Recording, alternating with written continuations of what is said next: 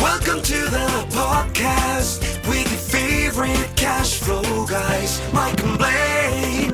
Giving you the best advice while having a beer. When you're running a business, there are problems every day. Let Mike and Blaine help you out and guide your way. Cheers to the good times with Mike and Blaine for business, beer, and BS.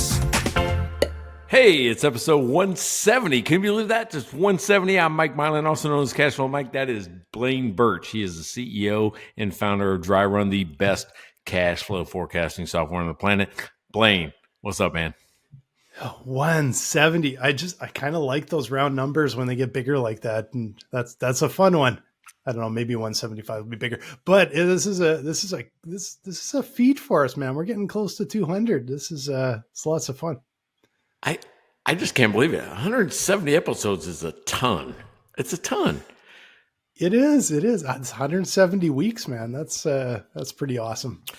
All right, so we're wrapping up the year. We're coming up on the end. We got maybe 2-3 weeks left. I mean, if we take any time off at Christmas, maybe we do, maybe we don't. But yeah. I'm thinking I might have to. I've got to look at it. But Courtney just booked a Vegas trip for us at the end of the month. Nice. Mainly because, all right, so check this out. We've never been to Allegiant Stadium, right? And I'm like, that's not a big thing because it's only like 3-4 years old, right? It's not like like it's been there like the Coliseum. I've never been to the Roman Coliseum either. It's been there a lot longer. Same thing. But it's one of those things where I'm like going, okay, so A&M is playing USC in the Vegas Bowl, and Baylor is playing LSU in the Texas Bowl, and one's in Houston, one's in Vegas. They're about the same time apart, but we need miles for her companion pass for Southwest. You might not think that's a big deal, but if you need a few miles, you take the longer trip because it saves us at least thousands of dollars in plane tickets because I fly free. Yeah. So, hey, I fly free when Courtney's there because she's super special status. And if we got to do that to get free tickets all next year, we're going to do that. Do it. And then there's worse places to go. Well, I don't know. I'm not a huge Vegas fan, but going to a football game there sounds awesome. So I'd do that. Yeah, it's going to be a quick in. It's going to be like in, football game, out. That's all it is. We're not gamblers. We're not real big people on that, but still it's good. All right, sounds fun. I got to tell you what. Did you saw the email because you responded out to me? We don't even have to mention them yet, but we got an old sponsor come back. I mean, send us a thing saying, "Hey, we went." And we're not talking about a beer sponsor. We're talking about the mid-roll sponsor. We're talking about the big sponsorship. Yeah, so I don't know. I'm negotiating, so we'll see what happens. It's a little back and forth, but so we may have a sponsor back in January. That's on top of our amazing beer sponsors. We may have a mid roll back in January, which would be kind of fun. So yeah, cool. And I want to say my one beer sponsor first. Can I do that because it's like. You bet. Pat has went, you know how when you get skills, you like going, I want to level up my skill. Yep. Pat has a friend who's from England, and his friend's parents are coming in from England, and they have kind of a favorite beer in England. So Pat goes, I think I can make it. I can make it, right? Because you can't buy it here. You're like, oh, my dad comes in, he can have one of these. So Pat has created, believe it or not, this thing called, and you're like, oh, you remember it's Pat, but, but Pat has created Ruddles Fine Ale. So Ruddles is apparently a country beer from England. That's well known over there. So I mean, I always think Boddingtons and things like that, but Ruddles is something that if I wouldn't know it, but if you lived in England, you'd know Ruddles. Okay. Well. But check this out. Remember how Pat always gives me a growler? Yeah. Right? No. Pat's leveling up. Check this out. Pat is producing it in bottles. Nice. In bottles. Oh, sweet. That's great. Now, because I always give Pat hell, let's look at the quality control. Can you see the level difference? You know, there's like a whole like half ounce difference in, or maybe a whole ounce difference. Pat was maybe having a little taste test of one before he put the cap onto it. No, but look, he's got a bottle. He's got a cap. It's carbonated inside. The only thing wrong is no label on it, right? And the difference. That's it. I'm so proud of this guy. Think about it. We have seen the evolution of Pat's Brewery right there, 2 doors down from where I live. So I'm really excited about it, and I'm really proud of him. So we got 2 of these, and it's good stuff, man. Good stuff. So that's awesome. Pat, neighbor Pat. Neighbor Pat. Nice going, Pat. That's awesome. And we're going to get into some of our other beer sponsors. Let me show you the beer I'm drinking this week, because you had this topic. Is AI your best friend, their new best friend, something like that? And so what I found was, okay, first of all, my fridge is full of really heavy beers, and I didn't realize that's pretty much all I have. But I got this one. It's called Come Play With Us. It costs $6.79. Now it's $6.70. That's a really good price, because this is Great Notion, 11% though, so that's probably a little tight. But look at the creepy. Hey, that's from The Shining, right? Didn't they have the twins in The Shining that ran the twins in there? I think so. Didn't they ride bicycles down? Is that The Shining? Or is that not The Shining? Maybe I'm thinking something else. But it is a creepy can, absolutely creepy can, where it looks like your best friend AI. So I thought it went really well with the topic, and I didn't have anything much lighter anyway. So I thought, well, hey, we're just gonna go for it. So I'm gonna have to sip, and you may be carrying the episode by the end. But I will say it's delicious. Great Notion makes outstanding beer. They're out of Portland, Oregon, and come play with us, Imperial Stout. Yeah. Well, if I remember right, I don't carry an episode when you drink 11%ers. I mean, you just get chatty. You just give. You just give her, man. You just give her. We might have to give you the mute button then, so you just like mute me and start. Okay, let's just reel this guy in. But we've got a ways to go through, because we have a bunch of beer sponsors, and a bunch are coming to the end of the year here. So hopefully we'll get a few renewing here. But Baltimore Mike's been a beer sponsor for the entire year. We call him Baltimore Mike, is the other Mike Milan, who has brought beer to both of us in person, which is awesome. So we really appreciate it, Mike. And you saw his text this week. I'm actually going to bring it up in the episode, because it was AI related and kind of creepy. And Larry Weinstein, best CPA in Houston. If you're looking for a CPA in Houston, go talk with Larry Weinstein, the cash flow cowboy. That's right. There you go. Hey, I just talked to Larry today, man. He is fired up. He just got back from a cruise. He got his bucket list stop taken away by weather, though. So it's one of those things, right? So one of his stops that he wants, but I'm like going, there's always something to look forward to, right? Always something to look forward to. We got Jackie York, right? Jackie York out in Hawaii. No, she's not in Hawaii. Remember? Oh my God, I just told you guys she moved to San Diego. So she's in San Diego now. And if you are in landscaping, if you're in growing plants, if you're in cannabis and you need somebody to help you as the blooming CFO, somebody to help you make money on your business all the time and make sure that you find hidden cash and actually produce more money than you thought about, contact Jackie York. Yep, for sure. And we got a few more. I'm going to thank Courtney so you don't get in trouble, because thanks Courtney again for buying Mike beer. And Courtney also brought us Devin, who you've got to meet. I've never got to meet Devin, but thanks so much, Devin. Really appreciate it. All right. Now that finally Baylor is playing LSU in the Texas Bowl, Devin, thank you for sponsoring, but you are going down, my man. You are going down. Baylor is going to be sicking those Tigers on December 31st, New Year's Eve. New Year's Eve is when the game is. So I cannot wait to say in your face. I still remember playing. I'm just kidding.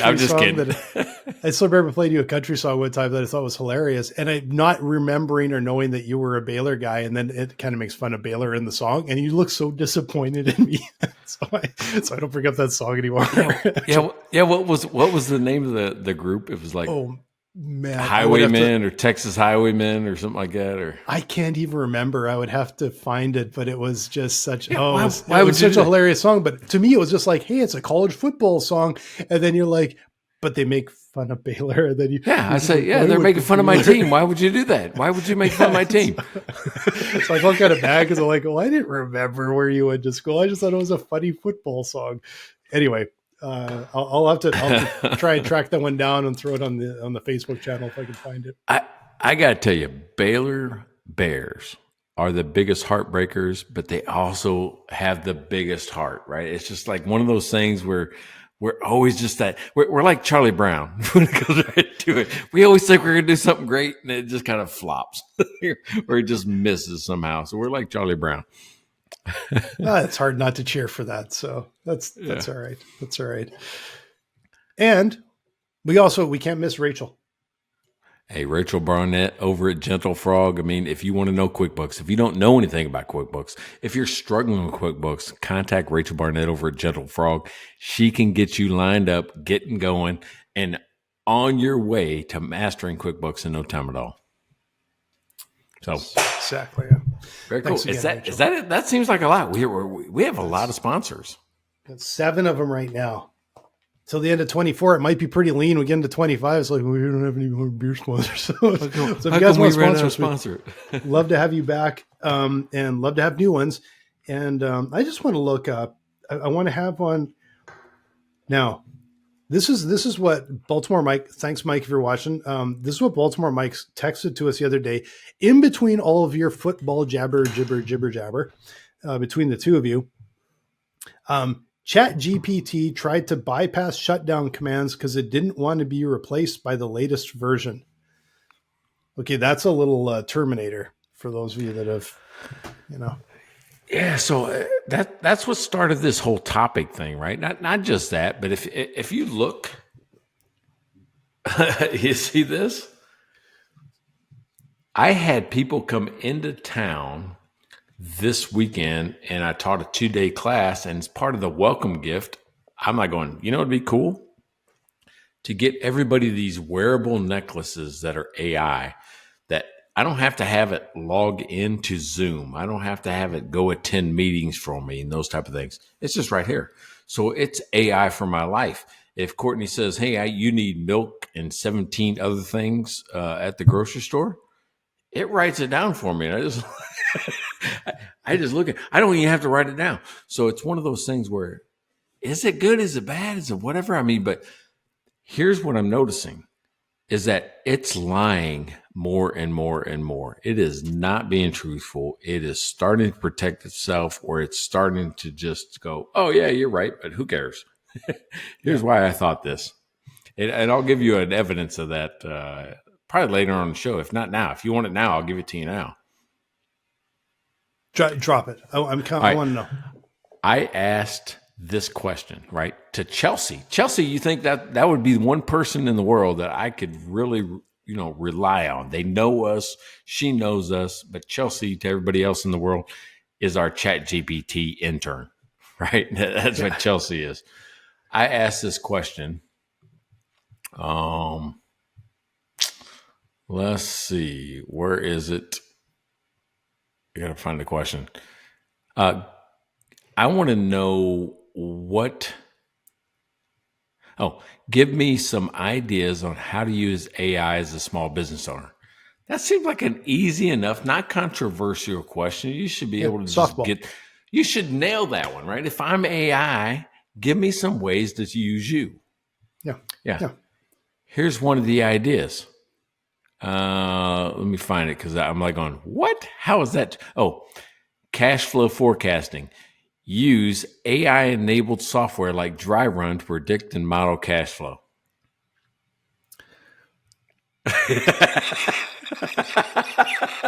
Hey, I'm talking to the founder, the man behind the scenes, the guy that created Dry Run. I'm going, I don't think he uses AI. We don't use machine learning, although we're testing it behind the scenes. We're going to roll it out and be very careful about it. We do have our own algorithms. Like we do have, I guess, what would be called like a basic level of AI or the first level of AI. We do have that, that is our proprietary stuff. But we don't plug into like a ChatGPT or some of these other kind of engines, and we don't have machine learning as of yet. And I will say that a part of it is I'm quite skeptical. Like we talk with CFOs every single day, and I'm not sure they necessarily trust it. But I've said numerous times, the CFO is smarter than AI will be for any of this stuff. Well, first of all, I mean, I wear shirts and have shirts made that says AI does not equal me, right? Because it doesn't have my timing, it doesn't have my heart, doesn't have my passion, doesn't have my, I can feel things that AI can't, right? Yeah. Well, so I asked it, I said, does Dry Run use AI? And it goes through there and it says, while Dry Run offers features like scenario planning, it does not explicitly advertise the use of AI. And I'm not trying to put you on the spot. I'm just saying I use AI in my software, but only for the notes. Yeah.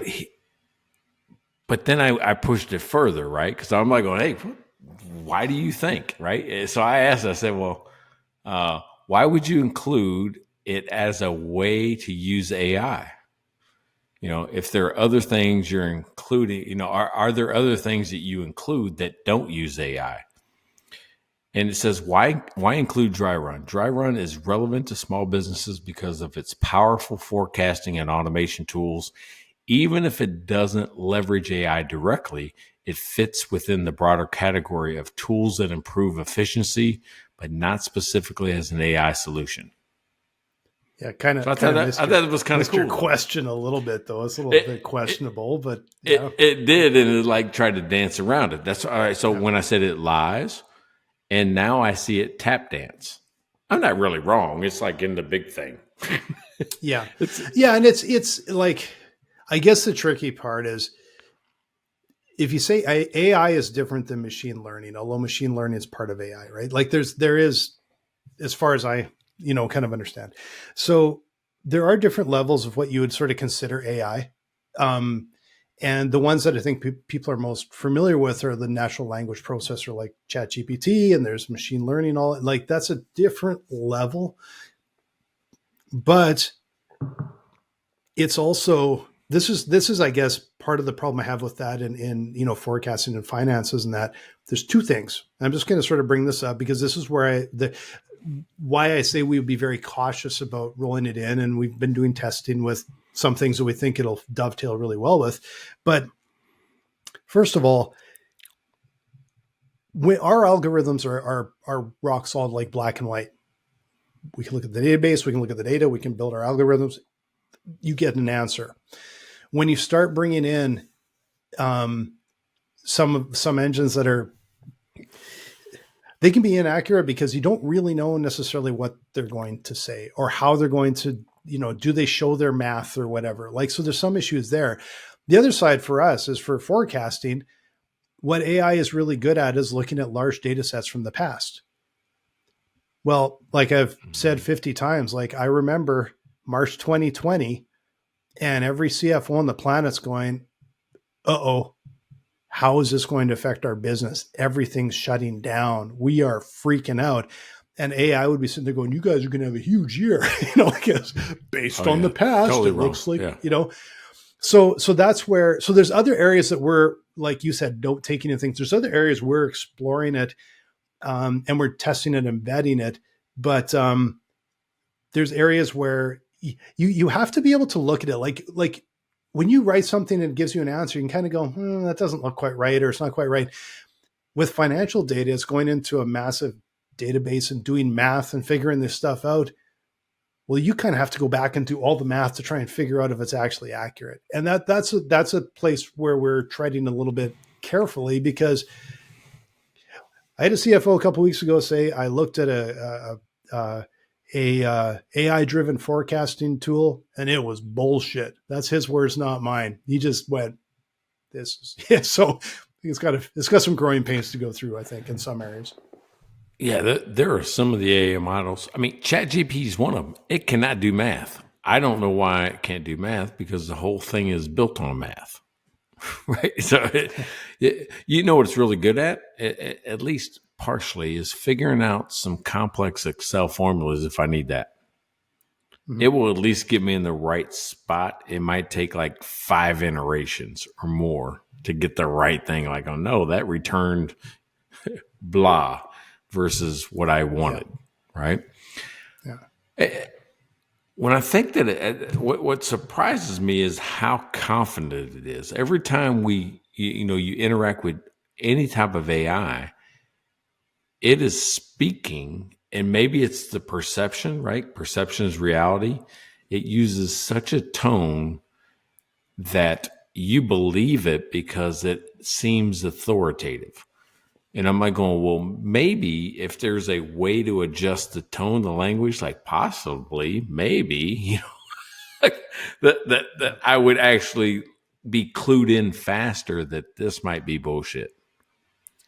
Yeah. It's like I gotta say that I think I've been using AI a little bit less the last couple months than probably I was before. There's specific places where it can just be so fast and so easy and so helpful, but I can vet it immediately because I can at a glance I know what it's doing, what it's saying. I can kind of edit some things and I can do that. There are other areas where I think sometimes I'm like, well, man, do I really have to go back and verify this? I'll just do it myself, right? Oh, that's super interesting because what you just said is I'm using it less and less. A few months ago, I got the new, not new, I don't got the 16, I got the 15, but they allowed people to use AI in the Apple, right? The Apple 15. Yeah. Guess how many times I've used it in 2 or 3 months since they put it on my phone? Probably as much as me. Zero. Zero. I've never tried Zero. it. Never I know it's used on it. there. Never tried it either. Yeah. Yeah. Don't even want to learn how to use it. That's what's really weird. Don't want to learn how to use it. So is there going to be some resistance in the marketplace? You're like going, okay, everything's AI now. Maybe I don't need it as much as I thought. I think what'll happen is, to me, it feels a bit like how the internet itself rolled out. So that at the start there was this big, it's going to be everywhere and it's going to do everything and it's going to be the most amazing thing. And then people kind of pushed back and went, no, I'm not ready to buy online. I don't want to do that. And a lot of those promises did come. They just came 10 to 15 years later than everyone else thought. And it's because it had to mature. It had to see what people wanted and how they would work, how they would use it, where these start points were, where these endpoints were, where the guidelines are. I think that's going to happen in AI, that I didn't like, not unintentionally, but really over time, we will use it more and more and more. But I think it will be a nice little insightful helper to people. I don't think it's going to replace people. It's going to be useful and just sort of blend into the background a bit and just be quite natural, I think. All right. So what's happened to me lately is you remember when automated, like, I don't know if it's routing software or whatever it is, where you would call into a customer service number. It says, do you have a technical service problem? Do you have a billing problem? Do you have this? And you press 1 or 2 or 3. And everybody started skipping it, right? Everybody started skipping it, like going, no, fuck that. I want to talk to a person. Break it. Yeah, exactly. Right. So that I think that's kind of what's going to happen, because AI, if you ask right now, what's the best use of AI? It'll tell you, oh, customer service. We can answer all these questions and treat it this way or the other. I know instantly. I'm like going, if AI is talking to me, and I try to get to a person as fast as possible. I'm now in that position. And we're talking about a year later, because we were talking about AI last year in a different sense. And now I'm like going, no, now it's starting to piss me off. It's like just in the way. It's making it slower. Yeah. I feel like for me, I don't know if it's the same as everybody, but for me, I have to balance things out, right? So when I look forward here, I've got my laptop, and I'm on here all the time, and we're freaking recording stuff all the time. And that I got like an iPad here. I got my cell phone here. And so much of my world is sort of digital. And then back here, I have a record player, and my watch is like analog, and got a whole bunch of analog watches. I have an Apple Watch. The only time I wear it now is when I'm biking. And the only reason I wear it when I'm biking is if I wipe out, I don't care if I smash it. And I don't want to smash any of my other stuff. But I've turned everything off because nothing bugged me more than, are you starting a ride? Do you want to record the ride? Do you want to record this? Do you want to record this? I shut it all off because it drove me nuts. Oh, it bugs the shit out of you. Yeah. Yeah, so absolutely. so it balances. It's like, and I think that's there. I don't like, some people can maybe go all in, but I'm like, I think you have to balance out. It's almost like working at home and having a little bit of out time amongst the world too. Like people have to balance things a little bit. All right, so when you talk about balance, like, I do group coaching calls, right? Zoom, everybody, you can put it on your calendar. You can just tap a link, jump in. Guess who jumps in first every time? The robots. They're always fucking there. They're always on time. The robots. Am I going? And sometimes I'm like going, because the real people might be 2, 3, 5 minutes later. I'm like going, am I talking to robots today? I'm like, hey, robots, what's on your mind? Yep. I'm like, and you want to be polite because I'm like, I don't know if they're going to start shutting off my electricity, all the stuff that you see on movies, how they can control everything in your world. I feel that there's a point in time where we're too dependent on it, and they are in control of your schedule, so you just let it go. Yeah. I think and I'm going to talk a little bit from a business perspective here, because I think there are areas where AI will certainly be able to help businesses. I believe that AI will have a big hand in killing a bunch of businesses over the next few years. And it's not why I'm like, you think what I'm saying is about that, like AI here's where I think AI is going to have a hand in killing some businesses. I think it is going to drive behavior or actions by a business that will kill the brand. And so AI will say, according to these records, if you do this, you will improve your profit margin by 0.2% or something. And this will kill brand. And they'll find out, because the ultimate decider is the market. The market decides. And so when you see brands like right now, look at the Starbucks, a lot of is one example of the polish is off of that brand a little bit. And that's happened with a lot of consumer products, a lot of retail clothing brands. And when decisions are made by people and they're all about dollars, and they lose the soul of the brand and the things that people really liked and why they bought. Maybe it's the quality of the product, it's the feel, it's something about it. They kill brands.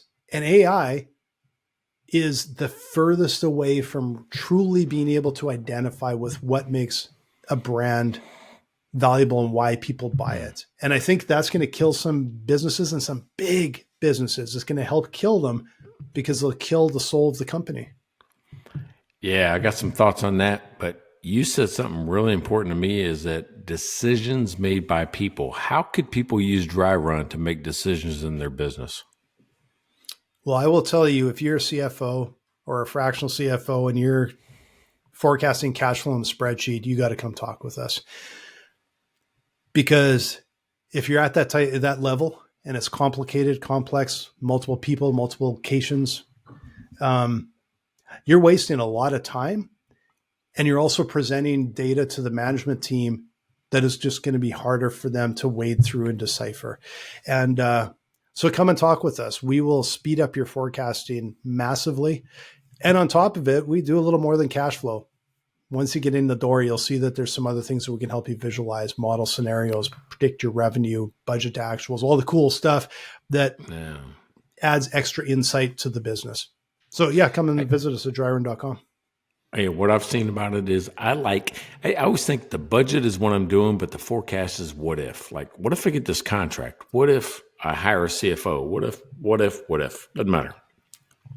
I love in your program being able to model those scenarios, just those questions, and seeing especially how it lines up against the current, right? Yeah. The current situation.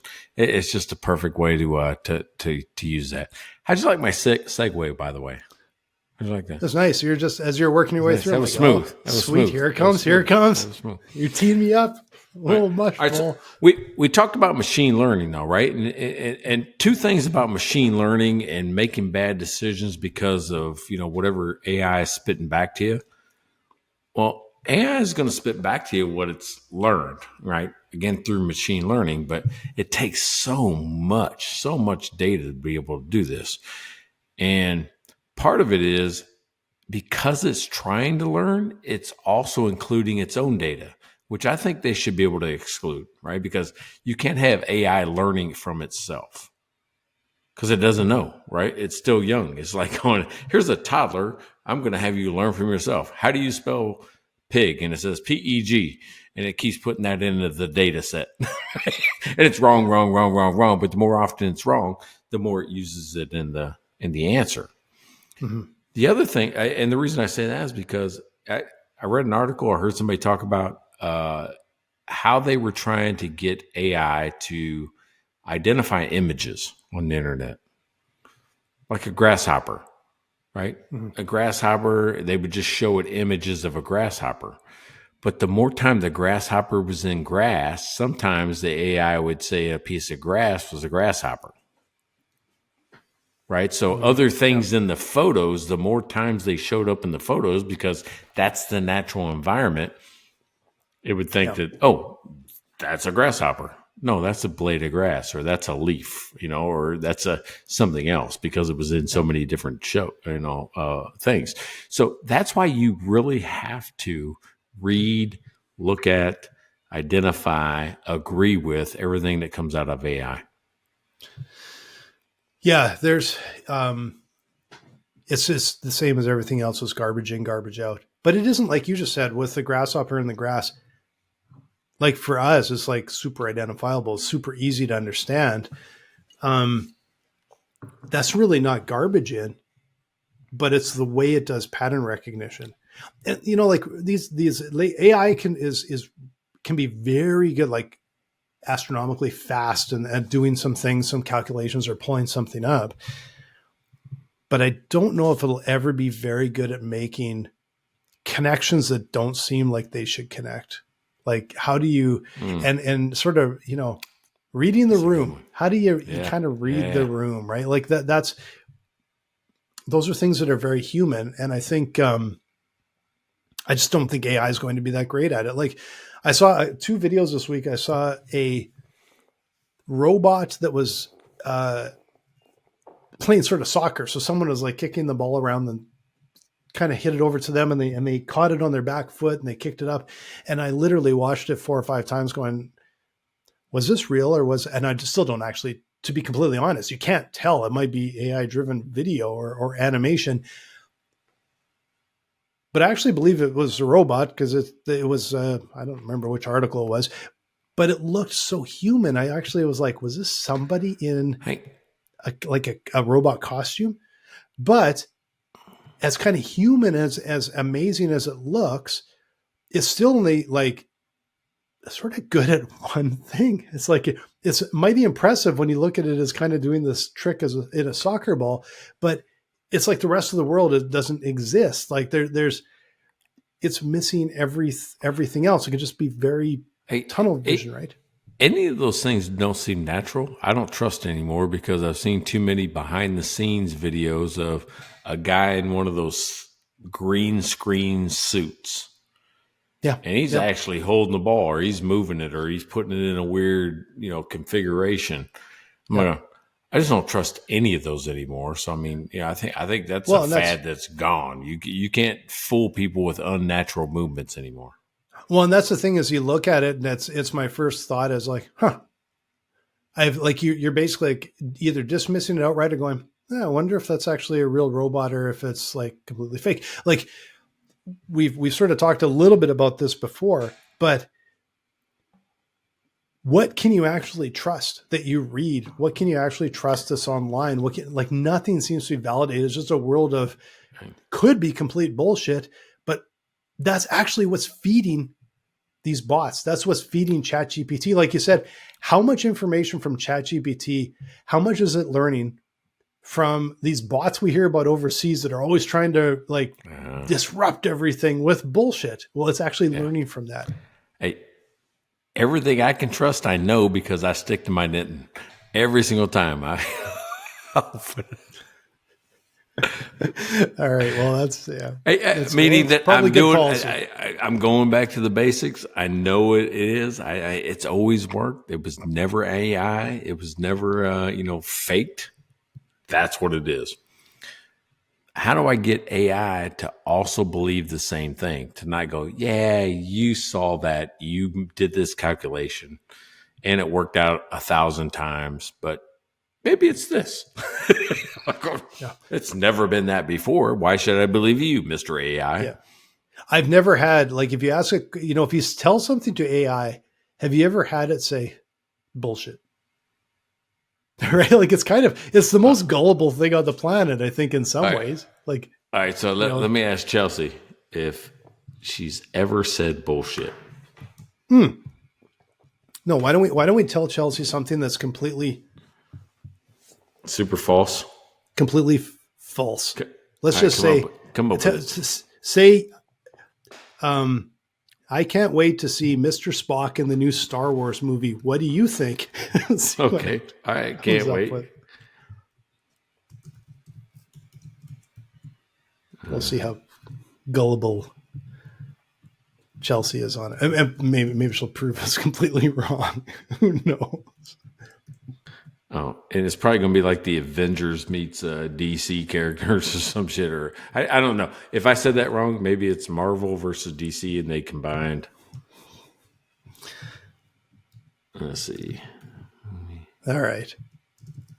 What you got cooking? I can hear you typing. Yeah, I did. I did.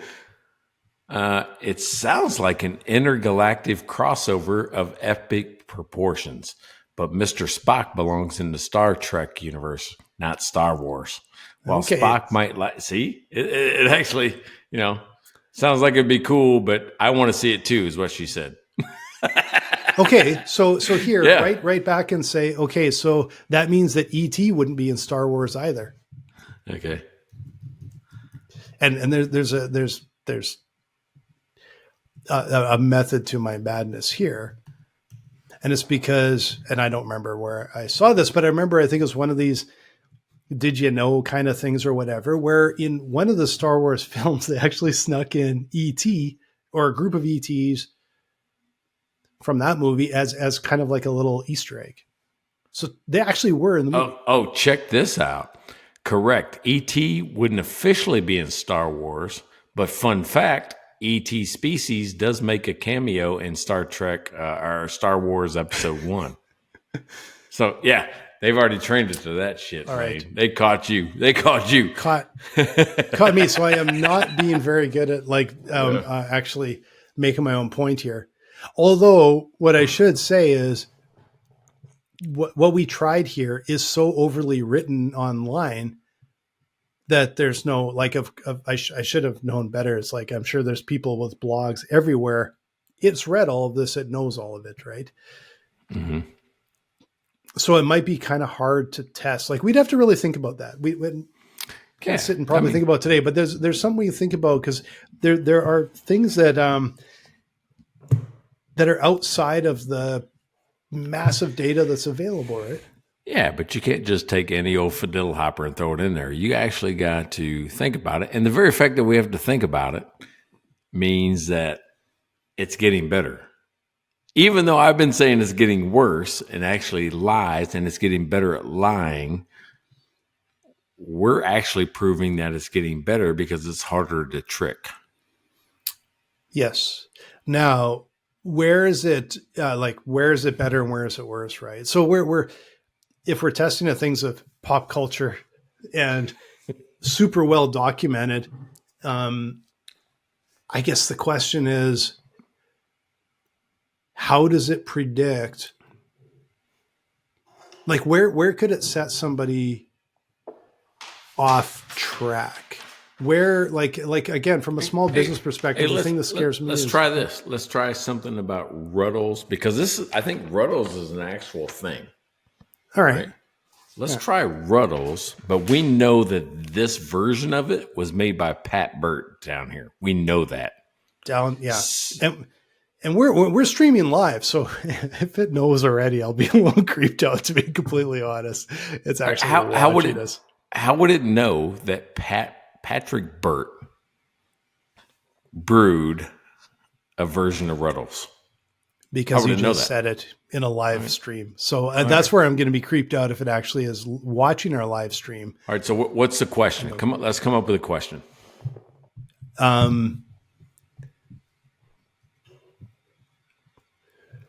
don't know. Ask it about the latest release of Ruddles beer. Who's responsible for the latest release of Ruddles beer in San Antonio, Texas? We'll see if it knows that it's Pat.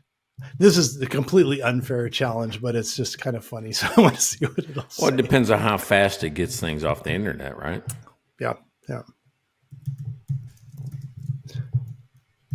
Here you type it away. I'm glad you're typing it, because I'd have so many typos it wouldn't know what the heck I was talking about. I think it really likes my typos. It's like we're at one. He's like, "Oh, I don't care about your typos, Mike. We'll just take them. We'll just go with it." Pretty much like our Slack channel in the office here, where everything I write is just.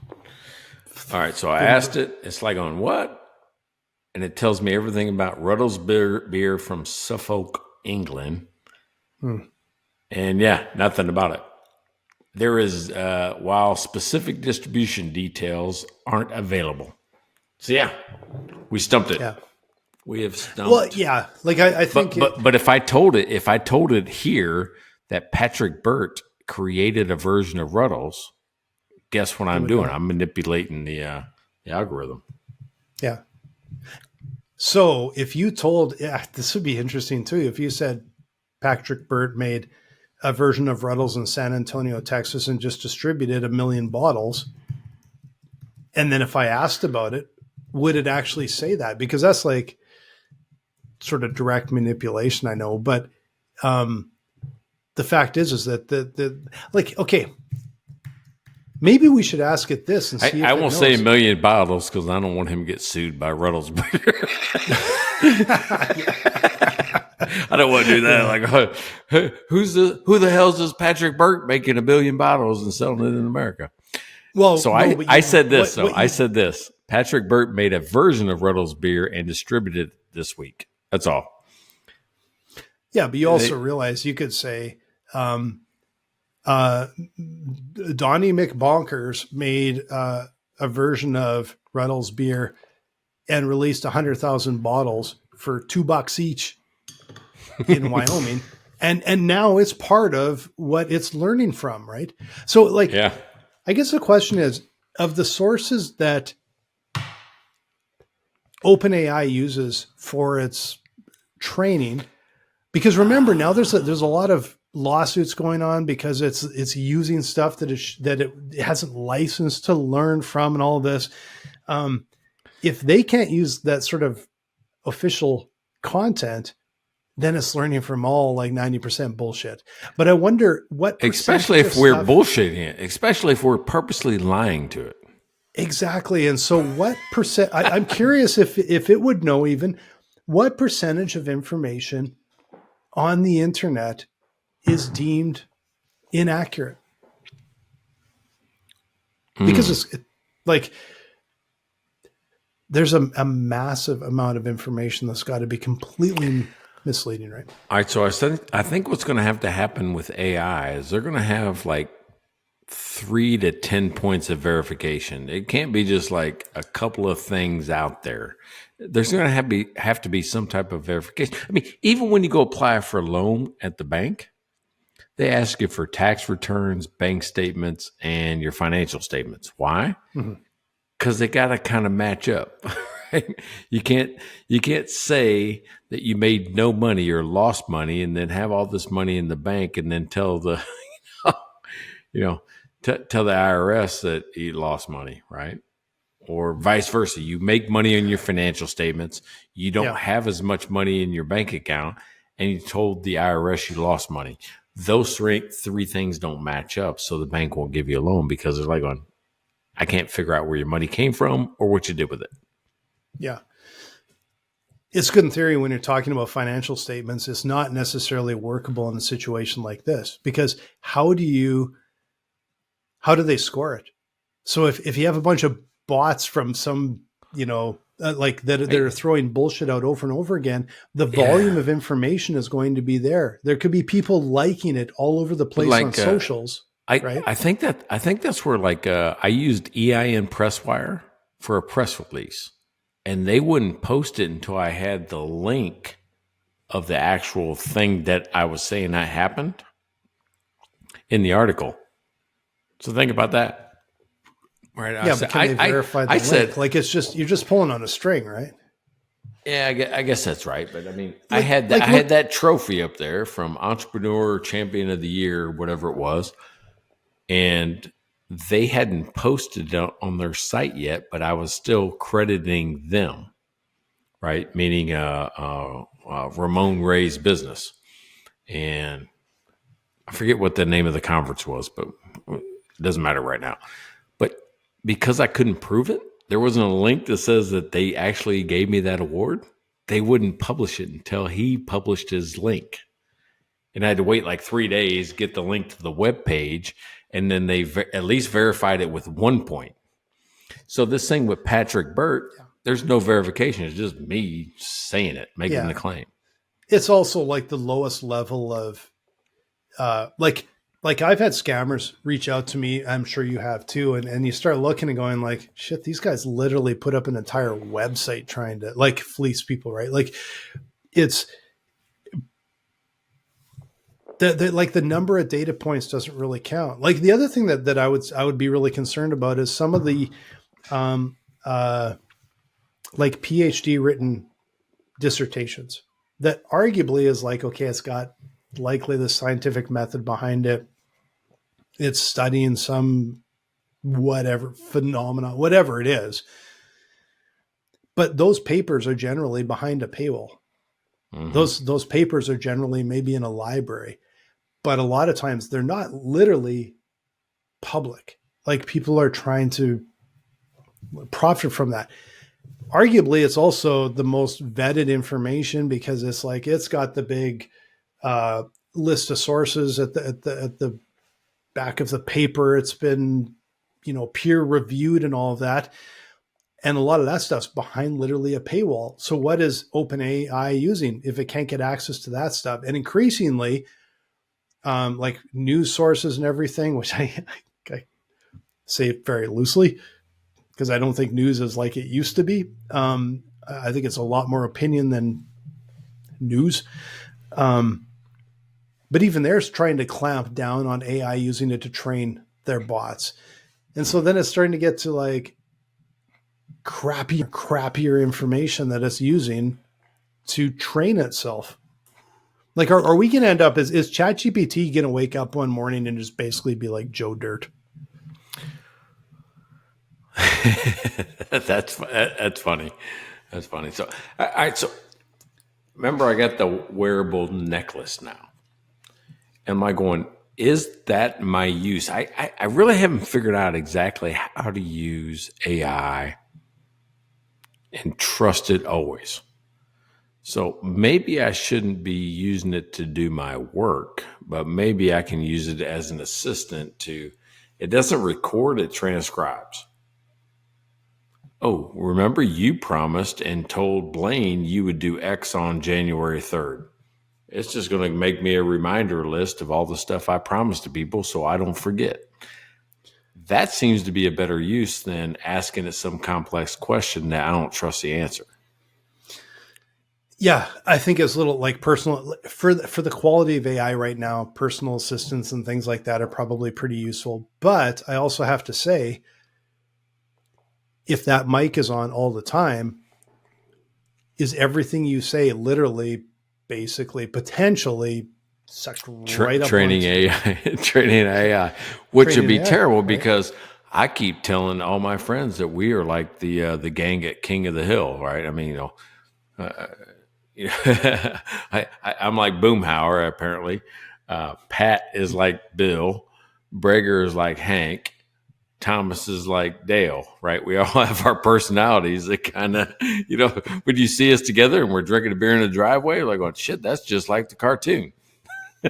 And also in Texas.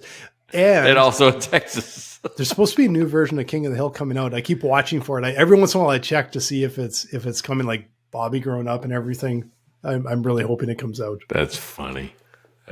But so anyway, if you see us four sitting in the driveway, that's probably what it reminds people of, King of the Hill. Yeah. But like, it's a good question. Like we've got our phone sitting right beside us here. Our laptop here, everything's potentially listening to us.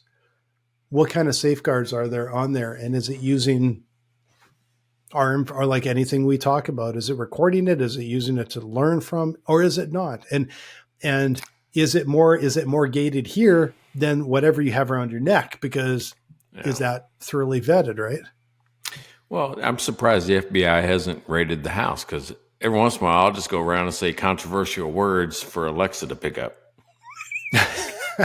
So, what's going to happen if I say bomb, bomb, bomb? What's going to happen if I say those words? Anyway, am I on a watch list all of a sudden? Is there a van parked outside? What happens? I don't think I would test it. But then that little finger on your neck is going to start tightening up and tightening up and tightening up. It's like, I'm going to get rid of this thing. That's funny. That's funny. Hey, 170, man. We went into AI, and here's what I think. I still don't trust it. I still want to be polite to it. That's a weird, personal thing. Please, thank you, nice job, those type of things. Or not quite right. So I'm still kind of polite to it that I probably don't have to be. And then I'm looking for the way that it really makes an impact in my life. That's why I bought the necklace, right? I'm like, maybe this is it. Maybe wearable AI is better than some browser version of AI. I don't know. I'll let me know how it goes, because I am not to the place where I want to wear something, because I've tried the things where it's like persistent and it's there all the time, and it annoys me. Yeah. Well, the watch and stuff. I know my phone's on me almost all the time and stuff, and it annoys me a little bit, because I'm like, don't tell me what to do. That's my go-to, is like, don't tell me what to do. I get really annoyed with that. Like, why don't you ride a little further or walk a little further? Screw off. None of your business. Like, I don't like that. yeah. What I say with AI, where I find it really useful, there's areas that I think it's getting better at. And I use it every once in a while for like a rough draft of writing like a little blurb or a thing or a bop or whatever. But I can vet it. I can read it and go, hey, nice job. That saved me some time, and it's crafted well. It got the point across from my bullets that I put in. I have to tweak it a bit. But I can analyze it within seconds, and I can kind of go like yes or no or adjust. Where I really don't trust it yet is where it's really hard to verify. It's very hard to compare. It's very hard to see like the thread. Like, show me your math and let me test it myself, right? Yep. So if you want to hear us talk about things that we don't know about, like AI. That should be our new tagline. Biz Beer and BS with Mike and Blaine. Listen to us talk about things we don't know about. That's right. Hey, like, subscribe, go to YouTube. You can see us.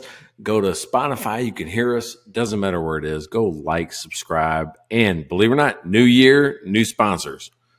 Or old sponsors that renew, right? So we hope so. So everyone, I hope you all will renew, because we appreciated you guys so much. We love that you were around this year in 24. We think 25 is going to be even a bigger year for everybody. And maybe in January, if our negotiations go well, we'll may even have a mid-roll sponsor that isn't Mike or me. which is the usual mid roll, which I actually like. I love that we are the sponsors, but of the mid roll. So. Well, we're doing the work, so Exactly. might as well promote us. We got at least one more before the holidays. Looking forward to it. Check out their website at mikeandblaine.com. Then subscribe to the podcast and buy these guys a beer.